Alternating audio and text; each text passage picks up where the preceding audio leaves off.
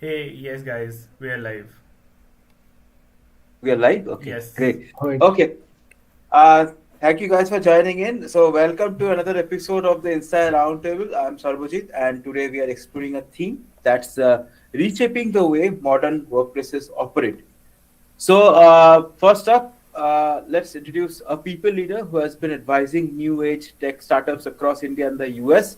So, we have Satyajit Menon, Global Head of People Experience at Innovator. Hi, Satyajit.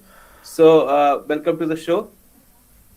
Thanks, Abhijit. Lovely to be here, and thank you for having me. I'm looking forward to this fabulous interaction between all of us, and hopefully, we'll have a lot of fun along the way. Great. So he brings in 2 decades of experience in HR strategy, people development, and large scale transformation project. So great to have you. And joining with him will be Rakesh Sharma, who is the AVP of talent acquisition at Wheeling. Rakesh has built high performing teams and streamlined recruiting processes while staying deeply connected to the people side of Yeah. talent. Rakesh, welcome to the show. Great to have you. Thank you, Subhajit, and thank you, Jisha, for all the efforts, making this happen, bringing Yeah. me here. And let's just get started and see what we Great. bring and unbox on this conversation. Yes. And to our live audiences joining on LinkedIn and YouTube, this session is for you too. So drop your questions in the comments and we'll try to pick them up during the discussion. So without much ado, let's get started. So let's start with one of you. Let's start with Satyajit first. Satyajit, tell us about your journey from childhood to becoming the leader which you are today. See, I was a very passionate individual contributor, I must say. I didn't know how teams operate. What are some of the things that go into high performing teams, building teams? Because largely the sports I picked up or any sort of discipline I was into, it was largely individual specific. And then by virtue of, I think, a lot of my education, I traveled across different cities. I'm a boarding school guy, Mhm. so I would like to probably say that in a way that I was pretty much self-made because I didn't have a lot of help going around. So every decision that I had to make for myself in the early part of my, academics or even towards my career was largely independent. And to that extent, I'm an accidental HR guy because right after my class 12, I had this passion for flying planes. And Okay. so I trained for it. I'm a commercial pilot. I do that more out of hobby. It wasn't so probably for the first 6 years after my 12th because I was flying I was flying chartered planes. I used to ferry politicians during election campaigns, or Oh, if there was a movie that had a stunt plane in action, then they would usually, and if it was around my vicinity, then I would go. So I had a very unique experience to begin with. I didn't carry any passengers again. I was just having a lot of fun flying aerobats and those kinds of things. And of course, the aviation industry was going through a lot of turmoil in the late 90s, and so I had to pivot to doing something different. And so by accident and by chance, I read an advertisement, uh, where this company GE was looking for somebody who could join HR and be a part of their campus and university relations drive.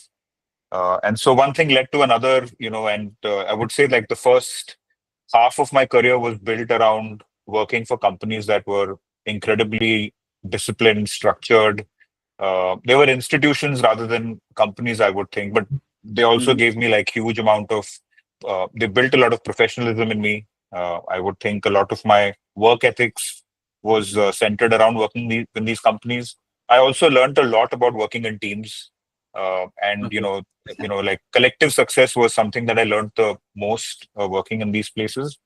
And the last decade, a little more than a decade, has been working with insane startups that were doing crazy things. So that Mhm. required a massive mentality shift also because everything is so unstructured. You have to literally build from the ground up. And I must say that I think the last 10 years has really been the most fun uh, times of it all because the pleasure of building something, I think that you can't take that sort of emotion away. It comes rarely. And having worked with a few startups, I currently work for this company called Innovator. We are a healthcare platform company. We essentially are in the business of solving a lot of deep problems in the healthcare sector, and in through technology and AI. And so I've been with Innovator now since 2017, and I lead the talent function for our company, which we're based out of, headquartered in San Francisco, and then located also in India and in the Middle East. Great. So a lot of changes in your careers of becoming a pilot and then shifting to HR. Lovely to have you, Satyajit. Great story. Rakesh, over to you. Thank you for joining in. So tell me something about your how did you become like journey from your childhood to become the leader which you are today? So similar fashion that Satyajit mentioned, those days I definitely remember, we used to struggle to figure out how the career would take shape. We really had, minimal guidance, and people would know the traditional way or orthodox way to just find a career path. Call centers, those things, global operations was just very new uh, uh, to the industry. So I was myself struggling and trying to find something for myself. I landed to a recruiter job back in 2006. So my first year was just doing recruiting, and that journey was very, very interesting because I learned that I am now offering jobs to people, but I was Okay. struggling to find one for myself. So that Mhm. helped me interesting into just staying into this industry for quite a uh, amount of time. Yeah, then recruiter to slowly, gradually helping others, with their success path, training, grooming, eventually becoming a part of management, changing organization with the right opportunities. And that's how you see yourself, after like 15, 20 years, that you did something in the last 15, 20 years. So that's kind of journey. I have a regular daily guy who struggled initially, got something, liked it, stayed, and then helped others also, and continues to help others on a personal ground, professional ground, to be better individual on their jobs. So yeah, Okay. that's a nutshell Very about inspiring. my. Yes. Yes. Okay. So Rakesh, let's continue with you. The second question which I have. So what do you think that is one benefit or learning choice that gets overhyped but does not move the needle in your view? So nowadays, organizations and jobs do offer a lot of perks, plans, Mm, which has to make sense to the employees and the candidates when they want to join your organization, join your team. mm, What I learned, there are perks, there are benefits brought to the table, but interests are not checked. When somebody is just trying to see what is there for them, they're just seeking the money and the growth, right? There has to be detailed discussion, there has to be a plan, there has to be options available. It can't be mandatory, okay, we just offer you this and just sell this. But there has to be scope of choosing between multiple options, or there has to be some sort of flexibility. Okay, you figure out something on your own in your course of 6 months to 1 year, and mm. figure out something from the organization side. I mean, I think that gives create a great balance between having something mandatorily, but also let employees choose what they want. Okay, great. So coming to Satyajit on this, like what's one benefit or learning choice that gets overhyped but does not move the needle in your view? I think, see, depending on the stage that a company is at, right? Like, and Rakesh actually hit that quite correctly. We're slowly moving into a culture where everything is shorts, reels, uh, consumption is like really, it's like fast moving, and it's also quick Mhm. consuming. So Okay. in that process, what happens is if you're trying to solve deep problems, Mm, you need to do a lot of um you need to do a lot of focused sessions, and also trying to identify solutions that are scalable. Today, what happens is, the most exotic, sexiest tool that you can find in the market, that gets procured, and mm, then you flirt with it for some time. Then you find the next sexiest tool, and then you take that. So mm, people who are using this product and also sort of using this product to either the customer or your internal stakeholders, there is Hmm. not a lot of time to actually figure out whether that learning tool or framework is actually efficient or not. Are we seeing results with it or not? So I would think like not doing deep work on some of the most cognitively demanding tasks, right? That then what happens is the problem never gets solved. You're constantly distracted. Hmm. There is no critical thinking or creativity now with ChatGPT. It becomes even. I mean, I love ChatGPT, but I must say that people have stopped using their creative ability Hmm. also around it. And so now uh, you've got this very ready-made tool that you can always go to ask questions and find answers, right? So I think Hmm. the the real lever of making sure that this doesn't sort of get into the way of learning is really being able to, instead of refining systems, instead of identifying new tools and frameworks, it's so important to let our young workforce that's going to emerge from colleges and into workplaces to tell them to start training your mind on doing deep work and focusing on the problems that are actually going to be important for the company. Otherwise, you can Okay. constantly get distracted by like a bunch of other tools and stuff like that. Yes, definitely. So this continuing with you, what's one part of the employee experience you believe should never be personalized, no matter how flexible the rest of the system is? I think I would give like a lot of importance to culture. Mm-hmm. Uh, I would give a lot of importance to ethical integrity. Mm-hmm. Uh, I would also call out, let's say, accountability and fairness. Uh, Okay. you cannot be misaligned on your mission, Mm. right? These three, four things are like you can't compromise on them. Because what happens is the moment you start I, personalizing these things, Mm. then each team or each leader or each company then starts to make decisions inconsistently. And so I think when you look at the fabric of any organization, you have to make sure that integrity is in check. You have a fair way of evaluating people on their performance. You have to make sure that the mission is understood very clearly by everybody across the board. It can't be that only marketing or product or engineering have these silos, because very easily silos can get created. So in my view, I think these four things, and if I can repeat that, it's basically as a culture, in the like consistency has to be there. We have to demonstrate integrity in our work. We have to have a very meritocratic or a meritocratic way of evaluating accountability and fairness. And last is making sure everybody is signing up for that mission. You can't personalize those four things. Great. So, Rakesh, coming to you, what's the few things which, in your experience, and as a part of the employee experience, should never be personalized, no matter how flexible the rest of the system is? So for me, the highest attribute is performance measurement Mm. parameters. Uh, Okay.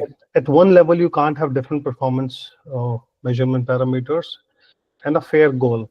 You know, Okay. so if you give somebody a career path, give them the goal. It must align with their capacity, their capabilities, promises you gave them and while bringing them into the team and giving them the right path, and then assess their performances in the course of their journey with you. I think Mhm. that is something you can't make any sort of being subjective and being flexible. It has to constant, it has to fair for everybody. There must not be any sort of any point which reflects any sort of biasness from a leader or a manager who's running that show, because that will kill culture, that will impact all the policies, that will just take all the harmony away from the team, trust issues, faith. So those are because when you're touching somebody's number, it's going to impact your organization revenue and performance numbers too, as well as it's going to hurt somebody's life. So you have to have those attributes in your mind, that goals, evaluations, performance measurements, and keeping somebody's career path aligned to what has been discussed, promise should be there as it is. Okay. Uh, so, Rakesh, continuing with you, uh, I think we are automating everything from career paths to learning nudges. Mhm. But are we outsourcing too much to tools? Where should human judgment still lead? So, tools versus human judgment. What is your thought on this? That is very subjective. Now it varies from organization to organization and leaders to leader, and the Okay. kind of financial backbone they would have. Okay, so Mm, this topic can go very, very, multiple directions, but I'll just keep it very short. okay. We have lot available. Now it's up to you what makes an impact to you, Mm, and do you really want to experiment with something which is running already and see if mm-hmm, this works, or you just hearing and just feeling, okay, this will work, and take people off and put something into AI. I think the right balance needs to be there. You can't take decision making just based on the AI reports, because you don't know at given scenario or a situation, when this action was taken by a system, what was the mindset of a human being behind the machine? Whosoever was appearing for that, right? From candidate screening to going through evaluations or doing a technical test. There are a lot of things which we are moving towards automations and AI tools. But at the end of the day, there has to be a human being who talks to the candidate, figures it out, and then see if there's a true potential. The person is really, really meaningful for the team. What has been the value system, culture, benefits the person brings, what's his vision, does that vision aligns with our vision or not, right? mm-hmm, So it is very, very subjective and vast, but from my opinion, it has to have a right balance. You can't just rely completely on the system, and definitely you can't have unlimited number of workforce and just getting distracted. So some part of the process which can be automated, just let it be automated, improve the automation piece, but then also improve your efficiency with your existing associates, so they become more stronger with their decision making, and this all works together into the common vision, which is organization core success vision. okay. Great. Uh, Satya, coming to you. So we are automating everything from career paths to learning nudges. But are we outsourcing too much to tools? Where should human judgment still lead? So this is a question. Many years ago, there was this Mm, movie that had come called Up in the Air. I don't know if mm. uh, Yeah, uh, yeah. so forget AI, forget tools. It was this very smart intern who had come up with this project of how to how to Let project go people. manage like reduction in force.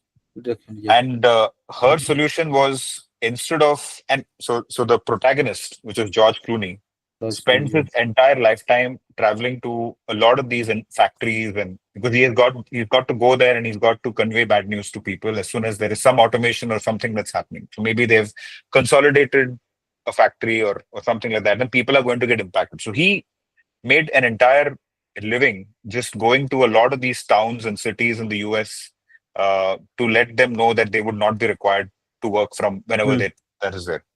Now, here was this young girl who uh, coming with this concept of, why do you have to go and travel and spend all this money, right? Instead of that, let's do this virtually.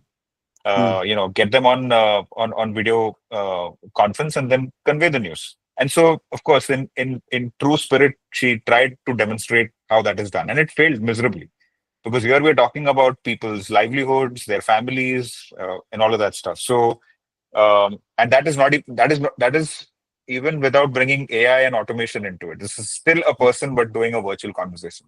I feel like there are four things that I would think, you can't, like, I don't think we should compromise, human judgment with all this automation that's coming. So, and Rakesh touched upon quite a lot of that. So I would think, if you're having, let's say, career conversations, or Mm. if you're talking about mentoring programs, you can, the automation I can think of is, okay, you can get all this data and then try and create some career path, and that's a leading indicator for you to then use that data to have a conversation. Okay. You could use skill recommendations. You could use like a bunch of other techniques which can increase that efficiency. But when it comes to, like, for example, algorithms can in a way suggest potential roles where there are gaps, learning modules, all that stuff. Mm. But you still have to have that conversation with that individual, where you're going to give feedback, where you're essentially going to receive and give on both sides, right? So there is that human aspect, that is there. Not uh, if you just look at employees as a data point, then what happens is it reduces the entire purpose and like a sense of belonging on both the employer and the employee side. So therefore, I feel career conversations and mentorship you can't you can't just blanket replace. Second is, let's say, like even if you're giving performance reviews and development feedback, I can guarantee a lot of companies today where there's so much of hustle and manic sort of work cultures. Asking a manager to sit and give written feedback is probably one of the most painful things that one can think of. If any HR business partners on this call listening will relate Mm. to what kind of efforts they have to make to have leaders and managers write feedback about their people. Yeah. And so, but I still feel that even if you could probably you could have speech to text and all these kind of modules where you can give feedback, but at the end of the day, you Mm. still need to show, like, what is a manager evaluated today? Emotional intelligence, uh, Mm. empathy. You look at leadership qualities. You can't have this on AI. Definitely not on automation. Yeah. So you have to still retain that bit. Third Mm. thing I think was every HR professional's bread and butter, which is conflict resolution Mm. and the general well-being of employees, right? Like I can't even imagine how AI can solve that. You still need to have negotiation skills. You need to, when doing these kind of conversations, you have to create that environment of psychological safety. Such small, like humane nuances, right? That if you're just going to say AI is going to solve that, it can support you, it can enable you, it can give you information and input to make a good decision, but Yeah. you're going to miss context, and that Mm. context can only be had when you have these kind of conversations. And of course, fourth is I think every project manager favorite I think initiative, which is strategic talent planning. Mm. So for example, you can use AI to maybe uh, create some sort of surface trends, some decisions about succession planning, or Mm. leadership development, finding the next set. All that's great. But again, you need to have, when you're going to chalk out your talent strategy all over again, you need to find leaders that drive decisions through that vision, that are adaptive when market trends aren't like at their best. And so what happens is when you rely too much on automation and those kinds of things, then agility, adaptability, workarounds, in India, what we call as jugaad, those things are like Yeah. super essential, which have been the cornerstone of how we operate as HR folks or as leaders as well. So I think these four Mm. things typically I would feel we should stay away from doing too much of automation on these areas. Lovely. Okay, so continuing with you, Satyajit, on this, in a workplace where each employee's path is unbundled and unique, how does a leader stay relevant? And what does good people management even look like right now? So I would think so. There is a difference between, let's say, a tour guide and a Sherpa. Okay. Okay, so when you look at a Sherpa, that individual is walking the rough road and the good road together with you. Uh, Tour guides won't necessarily do that. They'll be like, okay, you see this building here, it's so lovely, this was architecture, this, that, and all that, and they'll stay at that level and then you're off. So leaders, in a way, and I'm saying that leaders need to be career Sherpas in the sense that they actually have to help employees and be a part of that journey, um, as opposed to saying, okay, here is your career progression. I'm going to promote you here. I'm going to move you here. That's not going to help a lot. They have to walk the journey with some of the employees that they're with. Have open career conversations. It's not just about promotion. It's just about what are you doing in life? Like, what is your purpose going to be? So I think those kind of things are super important. I also feel like when you look at skill building, right? Uh, the easiest thing for a manager to do is send that person for like 10 trainings, and hope to God that something will happen. But again, you have to. I would, like, as a leader, encourage everybody that you should one should sponsor employees into roles or projects that are outside of their core role. because the fun that you derive as a person working in a company is what does the next person in some other department do? Like I'm sure product folks are especially like they're fascinated by I would think how do sales guys sell some of the stuff that we're building. And to be in each other's shoes, I think, is an opportunity that leaders should give their people. And not just, just because he's an excellent talent, you keep promoting him, you give him lots of money. But what you're doing is you're just satiating like greed. But what you should do is think on the employee side and make that employee like a Swiss knife employee, can perform multiple roles, is a full stack employee in that way, can be scalable at any point in time. I think those things are super important. um, I would think creating psychological safety is a very important factor for a leader because today in this very dynamic market, you want to make sure that employees feel trusted.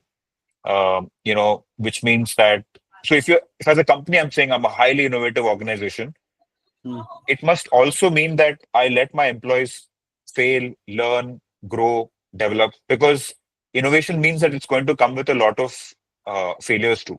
You'll try something, you will not succeed, you will learn from it. And I think those experiences, um, managers must invest a lot of their time in making employees feel that they have their back and they can go ahead and launch into whatever they want to. And I think today also, I think when I look at it from um, like how many of us actually network truly? Most of us would spend time sending each other text messages. So I feel the era of having meaningful conversations has slowly started to decline. Uh, you know, I don't know if this is the right example, but a good analogy would be the concept of ghosting, right? Hmm. Like if you don't find somebody interesting and you don't want to get to know that person, the easiest option is to just not be available. And Hmm. that holds true not only when you're dating somebody or having a relationship, it also has to do with whether you show up for meetings on time, whether Hmm. you're actually trying to connect with people who have subject matter expertise and a lot of those things. I feel that network generation, being able to socialize, those skills are very important for managers to start building, in their people. And I would think when you look at appreciation, you look at recognition, motivation, those are such important things because I can say that in the last 10 years, there is not one person who's not working crazy hours, who's not, moving mountains to make sure that the company is growing. Everybody's working extremely hard, so it's so important that leaders find regular ways of telling folks that they've done a good job. At the same time, you don't also want to just say that you've done a good job. If there are areas to improve, uh, that criticism also in a respectful way has to be kind of conveyed. And that keeps and it's a very it's like walking on a tightrope. That balance has to be super important. So I would think these 4 5 things in my mind come into play. Okay, great. I think quite a detailed answer to this. So I will move on to Rakesh. So Rakesh, your thoughts on this in a workplace where employees' path is unbundled and unique. How does a leader stay relevant, and what does good people management, look like right now? Okay. So I'll try to reframe my points into two key takeaway words. One is, what was the question? Would you repeat the question again? Leader? Okay, so how does a leader stay relevant Yeah, right relevant, now? relevancy. Yeah, Okay. And people relevant. management. Okay. And what So, does good people management look like? right. So in order to stay relevant, a leader needs to understand okay, here's the thing. Leader is playing a very integral part into the entire system. Oh my God, let me explain this. Company's vision, company's revenue goal, lot of heat, lot of pressure, a lot of, market competition. So leader knows what is going on and how the person observe all of that, passes on the good things, observe the heat, and then work with the team. That's a relevancy. Figuring it out, what action needs to be taken, in which department, which individual should be the right person to manage that task within that deadlines. So relevancy is just not, stuff, but how to get the stuff out in the deadlines and the timelines you need the task to be accomplished. That's how you are going to make your stakeholders, your client happy, and that all can impact your revenues. That is a relevancy part. So you have to play. I mean, you can't just sit on your desk and just send an email out. I need this piece to be done, and have a follow up after 1 week from somebody who reports to you. What happened to the task? And then you really have clueless answers. This happened, this lost, that lost. No, you have to figure out the right action plan, get involved, get the job done yourself. So you got to be relevant in a perspective to meet the expectation high level. Second piece of this question was people management. So that is again very tricky thing. I see every scenario in a multiple ways. So people management, you can't just manage people the way you think is the right thing or is the right way or right approach. You have to learn the people, learn the person. You're managing a group, you're managing different individuals. They have a different background, they have a different life, they have a different learning curves, they're into a different age of their age at an age, or their career age. Somebody's junior, somebody's senior, different level of expectation, different level of aspirations for futures. Until you know the group, your people, what they're looking for, what their aspirations are, what are their motivation factors, you can't segregate your task and give them the motivating paths to be successful and get your goals accomplished. You have to use your brain, what's there in the 6 inches. You have to use that. You have to act very, very smart. You can't just push things to get just things done out and just expect overnight things will happen. No, there will be no motivation. If you push things in few months, you'll see your talented people just walk out, and the ones who always struggle will stay because they know they're struggling once and they won't go out. So as a leader, you have to create a right balance between vision, revenue, your people, and everything can be accomplished if you have a right mindset with your right people. Yeah. That's how I Great. summarize. And I think one thing that to add to what Rakesh said, like if you just take leaders out for a change, okay? Just I'm just looking at it from a more personal, family based example. In the old generation, our fathers, at least my father certainly did, he controlled my outcomes. Okay. Mm. Like he told me exactly what should be done, what he was expecting, how much marks, this, that, and the other, send me to like 100 tuitions. I failed miserably through a controlling outcomes sort of a person. We are great friends today, by the way. I mean, my dad and I were extremely polar, poles apart during my academic time. But it's funny how when we grow with time, the same controlling outcomes now, he's more of a facilitator to me. When you look at new age parenting, what's taught is that don't control outcomes, provide all the means, resources for the child to excel, enable your children to kind of give them a platform where they can excel. Uh, because today we say our child is smart and this, that, and the other, right? I can't imagine my dad ever saying that, Satya, you're so smart, you're terrific, or this, that. Today it's the complete opposite. We want our kids to be successful, and whatever it is required for them to be, we do. I think a similar trait, if that's adopted, new age parenting with new age leadership, it is basically letting your teams know that, listen, I've hired the best people that I possibly can. I'm not going to ask you to do this job in this particular way. Instead, you know how to get the job done. What is it that you need me to provide to you? Mm. And I'll give you the resources that are required. And then, and that actually smart people figure their way out. So I think it's really important as leaders to stop controlling outcomes and start facilitating and setting people up for success. Great. Okay, guys, so we move on to the next section. We have an audience poll. So, a very controversial question we have for the audience. What's that one thing that will make you leave your current company, current organization? And the options are learning opportunities, work culture, work policies, the WFH hybrid office, or current pay. So, drop in your answers in the comments, and we'll share the results during the wrap up when we end the show. Okay, so we have a question from the HR and TA leaders which we have on our platform. So this question goes like this: imagine you are advising a TA head who's just been asked to redesign the employee experience strategy in a company with around 3,000 people. What's the one thing they should not start with? So it's an open question. Any one of you or both of you can take it.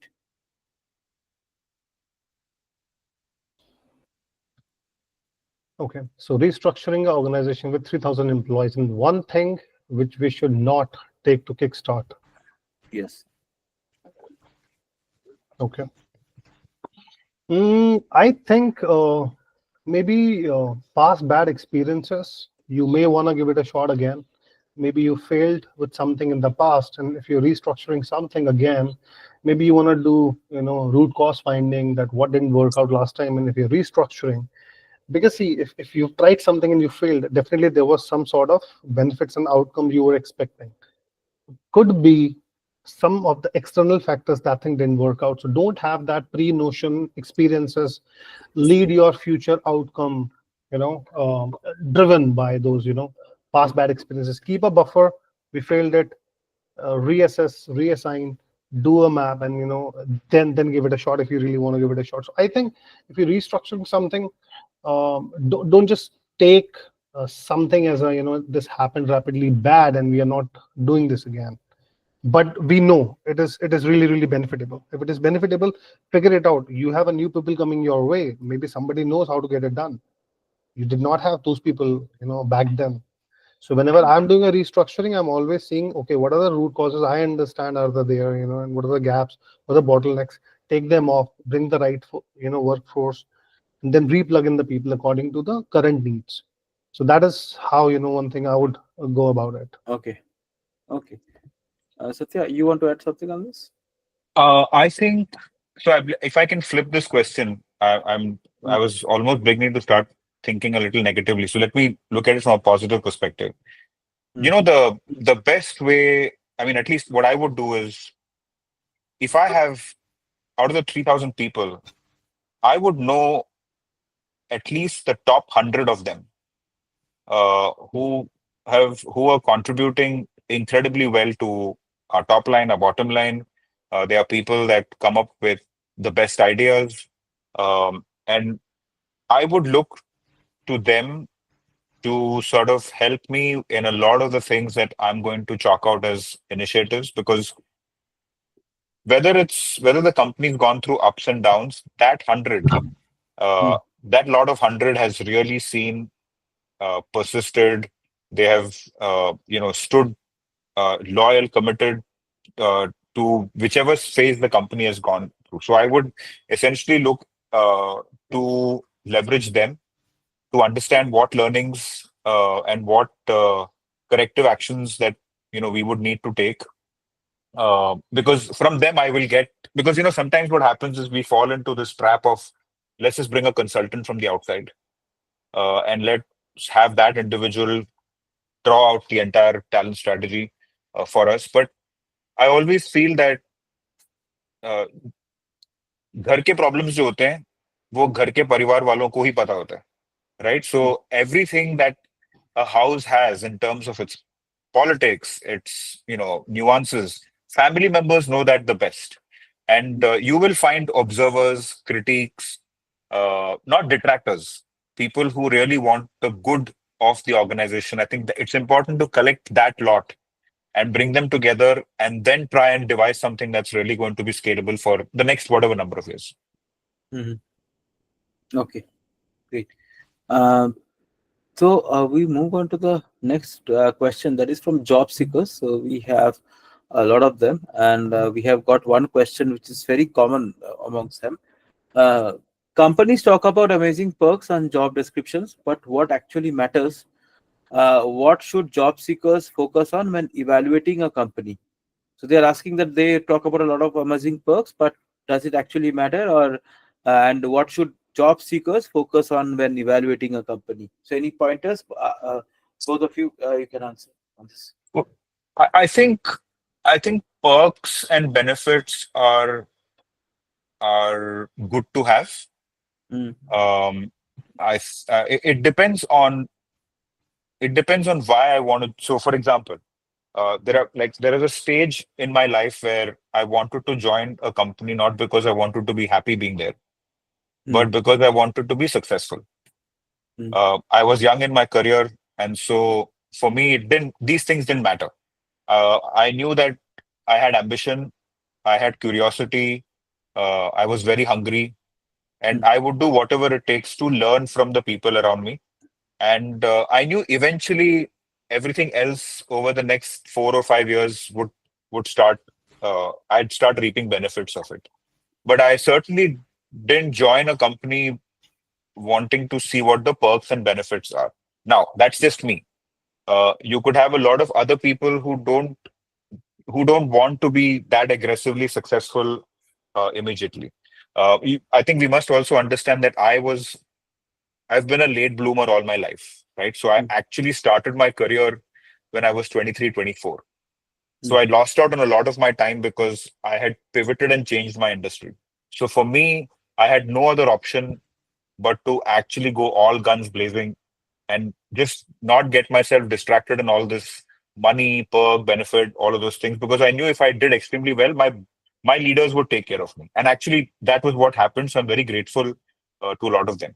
Um but to me, I think culture is super important. Now, the culture doesn't mean work-life balance, or I'm at the risk of sounding this thing. It is important, but I'm saying for a person who is ambitious and wants to do very well, culture for me uh, is it a workplace where I can be successful? Is it a workplace where my ideas will be, uh, they're appreciated? Is it a culture where there is minimal politics? A lot of it is about coming together as a team and working together. Like, I enjoy working in those places where everybody has nothing else in their mind but to come to office and then do something remarkable together. Um, Now, of course, now to some people, perks are important. It depends on where their headspace is. So, for me, I think that is super critical. Okay. Okay. Understood. Rakesh, your thoughts on this for the candidates? The evaluation must be done from the candidate side. Definitely, if the perks are offered, benefits are offered, why not, right? Mhm. But how meaningful those benefits and perks are, going to help them achieve whatever their core missions and core goals are, right? Mhm. Because I get to see a lot of time in the discussions, candidate would openly come and say, okay, why don't you just compensate, take this piece away and compensate me in cash? So that means the cash is the need for that person, the incentives. So the evaluation must be done. But again, benefits, perks, that can't be a decision making driving factor. It's ultimately what is the learning you're going to get throughout your journey with the organization. That has to be more important. What is the career path you get, learning opportunities, uh, your appraisal cycles, performance evaluation. So the other components also, which is actually more important for somebody to assess. Benefits and perks are, as the name suggests, it's just benefit to have it. But that can't be a determination for somebody to not avail, something which makes more sense for their career. If they have to give away something, maybe 10%, 20% or something, but that can't be compensated from the benefit piece. And it's just an add-on thing, But Okay. whenever picking something as a job, as a career, it has to be, currently, correctly aligned with whatever your, short-term goals and long-term goals are. Then it'll make sense for both of the parties, as a candidate and as an employer both. Understood. Okay. Okay. Okay. So we move on to the next part, which is a fun section. We have a rapid fire round for both of you, and Wow. the rapid fire will have around 7 questions for each. And whoever is ready, we can start it off. I have all the questions ready to shoot. So Over to you. 7 questions for me and 7 for Satyajit, separate, Yes. separate. Yes. Oh Yes. Oh man. God. So you just Who in that wants to get dynamics in when we first? thought just one question and we both answer. No, no, we have got a team who has developed this question specifically for you. 7 for you and 7-3. So Oh, who wants to go in first? I'll go first. Okay. Okay, Satyajit was Rakesh. thinking. He was thinking. I thought, okay, let's just do I it. hate rapid fire. Oh my God. Yeah, but let's go for it. Okay, Rakesh. So your first question. Okay. If you could have a conversation with any historical figure, living or dead, over a cup of tea, who would it be and what's the first question you would ask them? Hmm. Mahatma Gandhi, maybe. And what would you ask him? There is a little history with his journey impacting my life once.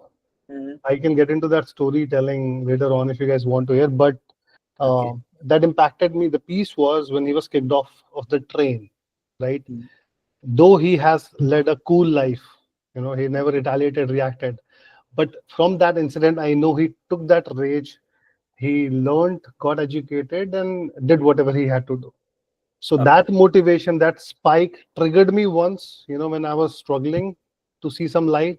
That story impacted me. So definitely, I would want to sit with Mr. Gandhi and would try to, reiterate that story. How did that give him the kick to just, go ahead? Great. Okay. Next question for you. You open your fridge and find a portal to another dimension. What's the first thing you grab from your fridge to throw into it, To throw into where? into the portal which opened up to another dimension? Maybe negativity, demotivation, those bad aspects which, hold you back and stop you doing things. Okay. ठीक है. What's a completely random skill you would love to master instantly, like being a master chef or an expert tightrope walker, or anything which you want to, a random skill which you want to master instantly? I want to be a pilot. I actually wanted to, but then life happened. I was not lucky Satyajit, like Satyajit, you have a become reference. pilot and then came to, and I was after listening to this, I was like, I can still do it. Why not? He did it the other way. Let me do it in a different way. Yeah. So Okay, great. Okay, the next question comes for you. If you could instantly travel to any point in the past or future for just an hour, where would you go? maybe I go 12, 13 years back and Okay. took the right decisions or improved decision. I don't regret taking any decisions, but now when I see with this experience now, I could have taken some different decisions which could have given me a better life. So not just very far. I won't see. I can't control whatever happened in my childhood or in the history, but I still can go to my, between 20 25 of the age, and still change my life and shift it a little upward. Great, lovely. If you could swap your lives with any character from a book or movie for a day, who would it be and why? Shah Rukh Khan, maybe. Good choice. Okay, good Yeah. choice. I actually watch him a lot. I really like him the way he talks. Not just his movies. I don't even know how many movies he made, how many got flopped. I He's a good actor, but whenever he's on screen in Q&As, my God, the way this guy Yeah. answers, that's breathtaking. Something to learn from. Great. Your favorite fictional character suddenly appears in your living room. What what do you do together for a day? For the day. Sorry. So my fiction character, it's I have Okay, your favorite fictional character. Yes. I have some religious thoughts. I would just sit with that God and ask them whatever I hear, all these stories, are these all true? I want to hear from you. Okay. If you had a superpower, but it only worked when you are wearing mismatched socks, okay, what would it be? I will repeat the question once. If you had a superpower, but it only worked when you are wearing mismatched socks, what would it be? I'll always wear a mismatch socks, Socks. Yes. go to society Yeah. and create a great education system. Okay, that's a superpower. Okay, Because great. you can give somebody a money, but if person does not know how to handle the money will just go away in just few days. But if you teach somebody a skill, that person can make money and have a great living for that individual and their families. So I would definitely wanna put all the efforts into education system for the society if I really have to. Lovely. Thank you so much. I think we'll move on to Satyajit. So, Satyajit, are you ready for the questions? I don't know. We'll soon find out now. Okay, the first question: If you woke up tomorrow with the ability to talk to animals, if you woke up tomorrow with the ability to talk to animals, what's the first animal you would have a conversation with, and what would you ask? I think I would definitely have a conversation with T-Rex, the Okay. dinosaur, because that's one species that lived in a completely different era. I'm very fascinated like how they lived their life. What are some of the other things that were going around, and how do they party? How do they like come together, do fun stuff apart from eating everything that was around them. So that would be my go-to animal. Okay, okay, okay. You discover a hidden room in your house that changes into a fantasy world you imagine. Where do you go first? So it's got to be a fantasy world. Yes, Ah, I think if that transported me into space, right, that will be amazing. Like just out of get the a world. Okay, out of the world, just zoom out. I've heard it's a very quiet place, and you can okay, float around a lot. Hopefully, I have some oxygen mask as well in that fantasy room, and just travel and float around there and figure out how fun it is. lovely. Okay, if you had a personal theme song that played every time you entered a room, what song would it be? That has to be like for Pink Floyd enthusiasts. Okay, Um there is a song called "Run Like Hell." okay, And that is a song that is my go-to song anytime I need to get myself up and about. lovely. Okay, what's the most unusual thing you have ever eaten? What's the most unusual thing which you have ever eaten, and would you eat it again? But I was once in a foreign land, and I'd ordered for something, and I said, "Listen, just give me something that's non-vegetarian," because I was sick and Mm, tired of eating vegetarian food. And so mm, something came on my plate. mm, It seemed to be pretty tasty. And mm. after having cleaned up that dish, I asked the waiter what this was because I didn't want to ask that person then. And then what I got to know is it was basically some parts of an octopus. Okay. And I don't think I would like to forget that meal as quickly as possible. Okay. Okay. The next question is, if you could swap lives with any character from a book or a movie for a day, who would it be and why? That has to be my favorite character and Tom of Tom and Jerry, 100%. I mean, what a party he was having every single day. His life was so happy, like he just had one adventure after another. So definitely Tom for me. Great. Okay. The next question. You're given a remote control that can pause, fast forward, or rewind your real life, for 30 seconds. How do you use it? When will you use it and how do you use it? I think I would definitely rewind it Mm, and rewind it to a time when I was a child when this big decision was being made when whether I had to study my entire school year in a boarding school or stay with my parents. So if I had that ability to change that decision, I would use that remote control to change it. lovely. Okay. And if you had to invent a new holiday, what would it be called and what's the main tradition of this holiday? Wow, that's a fabulous question. Can you ask that once again? Because I love holidays, so I'm just trying to think which ones I need If you to had pick to out. invent a new holiday, what would it be called and what's the main tradition of this holiday? See, I enjoy music a lot, and I go to as many music gigs as I possibly can if time permits. So Mm, if I were to give a holiday for employees, for example, I would definitely look at each one of them listing themselves for a music festival for like a week where they could mm. listen to their favorite musicians and they could have a great time while they're there during that week.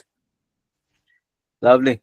Okay, that was the last question. I think you enjoyed it. Rakesh, you have also enjoyed it, I suppose. And we Yeah, tried our best to get all the very interesting questions which we could find Fine on very, the very. internet. questions, really, really interesting questions. Great. I mean, whoever was behind this, the folks, good stuff. Okay, Jushe was the one who brought up these questions, by the way. Great. I'm Great. not surprised. Okay, okay, and that brings us to the end of the very truly thoughtful conversation. Rakesh and Satyajit, thank you for not just sharing your insights, but also challenging the way we think about experience design at work. And those who joined us live, the question which I asked in the poll was why would you leave a current organization and what for what reason? And the main answer which came about is work culture. So I think most of us read it with the thought. And thank you so much, Rakesh and Satyajit, for joining in. Hope you enjoyed it, and it was lovely speaking to you. Thank you Same so here. much. Same Thank here. you all. Thank you. Thank you to all the listeners. Thanks, Jushesh, Sarbujit, and Rakesh. Wonderful meeting you. And Same here, Satyajit. Same here. wish all of you a Thank lot you, of everybody. Yeah, success. sure. Thanks. Thank you. Thank you Take care. all. Bye-bye. Bye.